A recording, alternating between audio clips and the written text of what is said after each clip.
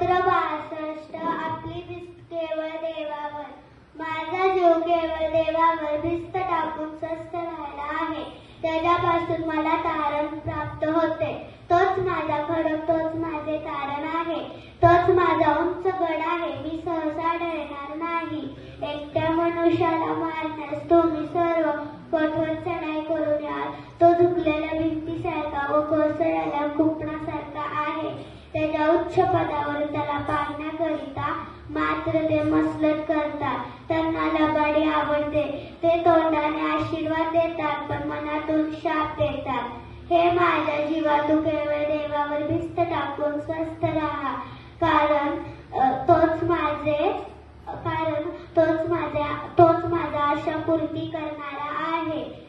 तोच माझा खडक, तोच माझे तारण आहे. तोच माझा उंच गड आहे. मी डरणार नाही. माझे तारण व माझे वैभव देवावर अवलंबून आहेत. आमेन.